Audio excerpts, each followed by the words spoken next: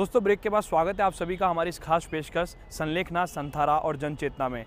तो दोस्तों आपको सीधे लिए चलते हैं मुनि श्री 108 प्रमाण सागर जी महाराज के आशीर्वचनों की ओर। एक सेठ का बेटा पिता की मृत्यु के बाद गलत संगति का शिकार हुआ, व्यसन बुराइयों में लिप्त होकर अपनी सारी संपत्ति का सत्यानाश कर दिया, सब कुछ खो गया और स्थिति ऐसी हो गई कि वो दाने दाने को मोहताज हो गया। एक दिन हार कर वह अपने पिता के मित्र के पास पहुंचा और कहा, मुझे कोई छोटी सी नौकरी दिला दे, अब जिंदगी जीना मुहाल हो गया है, दाने दाने के लिए मोहताज। उसने कहा, बेटे तुझे नौकरी करने की जरूरत नहीं है, तू आज भी करोड़पति। चाचा मजाक क्यों करते हो? सुबह खा लूँ तो शाम की जुगाड़ नहीं, शाम को खाऊं तो सुबह की जुगाड़ नहीं, और आप मुझसे कह रहे तू आज भी करोड़पति। बेटे मैं तुझसे मजाक नहीं कर रहा हूं, यथार्थ बता रहा हूं। बोले मुझे समझ में नहीं आ रही आपकी बात। चाचा ने कहा, ये तेरे गले में क्या है? वो एक ताबीज था तांबे का। बोला तुझे कब से पहना है, तुझे पता है? बोले बचपन से मैं पहना हूँ, मुझे याद है एक दिन मेरे पिता ने मुझे पहनाया था। बोले बस मैं तुझसे कहता हूँ, इस ताबीज को खोल। मोटा सा ताबीज था, तो पीतल का एक तांबे का एक कवर निकला।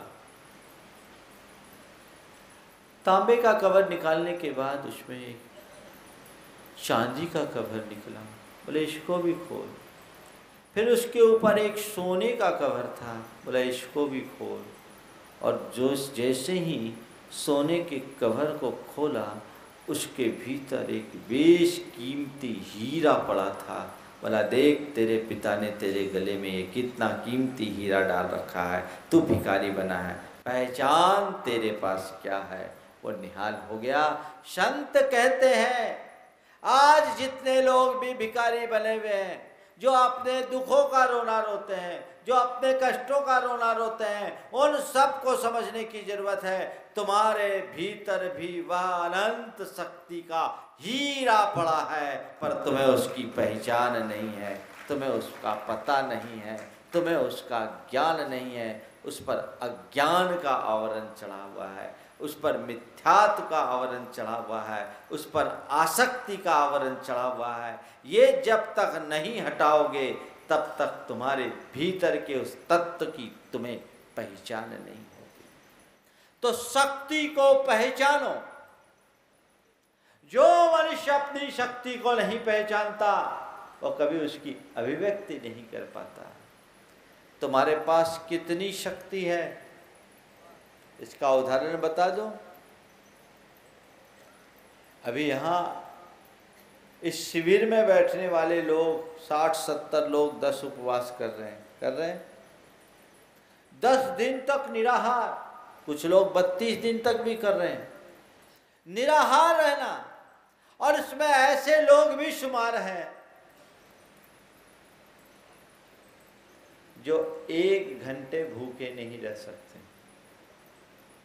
1 घंटे भूखे न रहने वाला व्यक्ति भी 10 दिन और 32 दिन तक निराहार रह सकता है।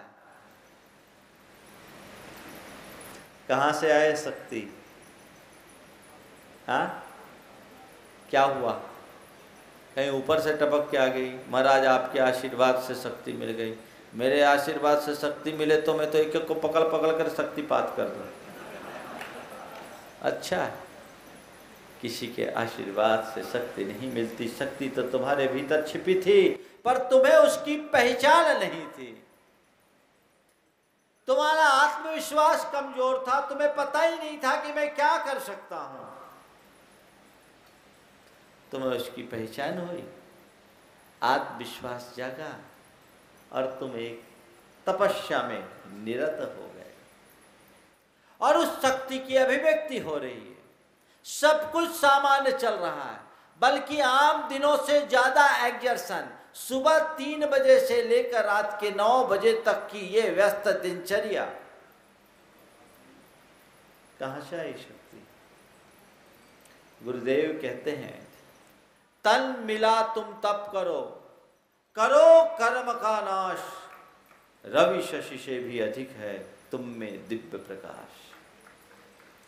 ये तन मिला है, इसके अपने भीतर की शक्ति को पहचानो, कर्म का नाश करो। ये तन तुम्हें तपस्या करने के लिए मिला है, भोगों में रत रहने के लिए नहीं।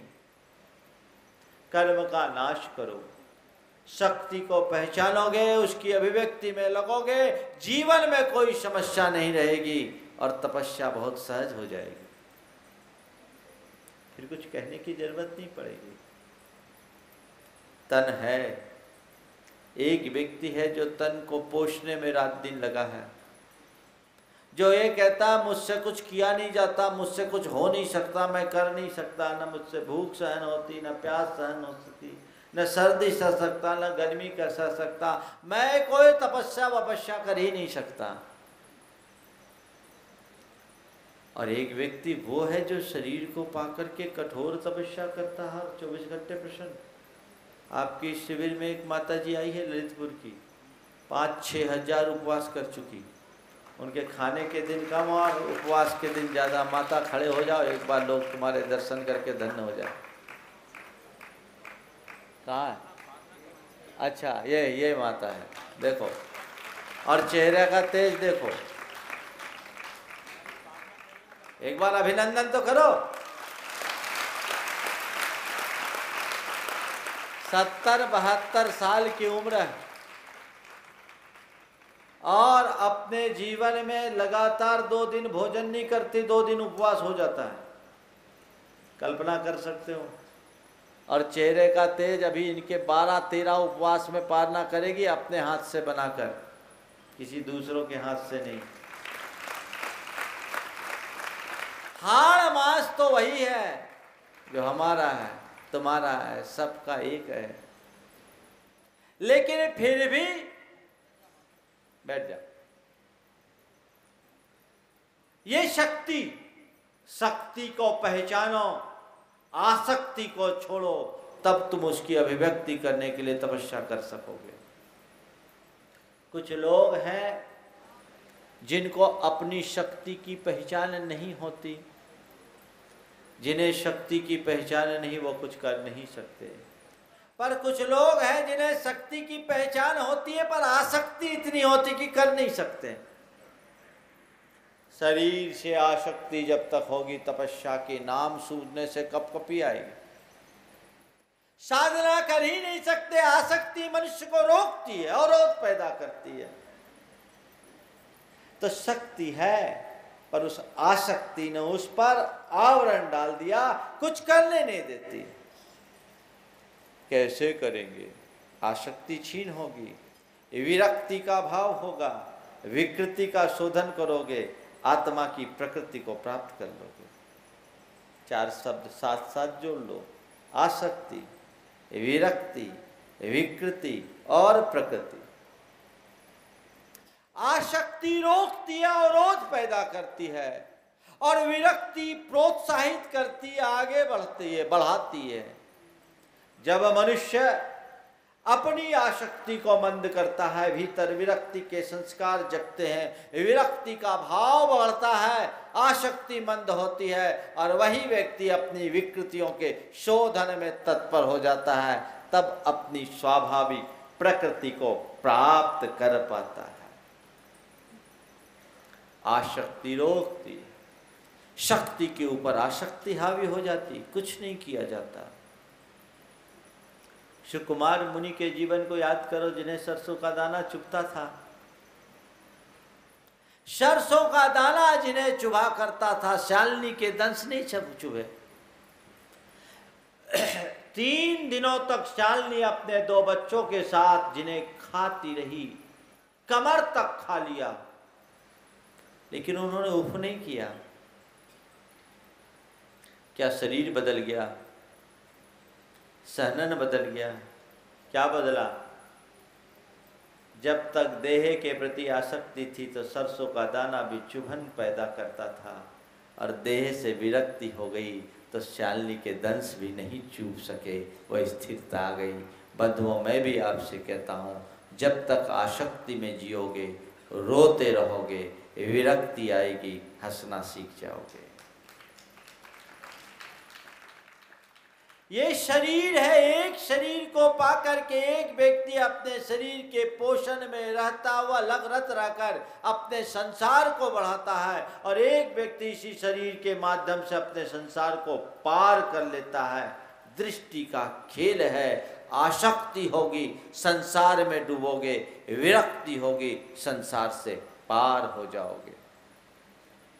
ये ने वे देहेन विवेक हीना संसार बीजम परिपोषयन्ति, तेने वे देहेन विवेक भाजा संसार बीजम परिशोषयन्ति।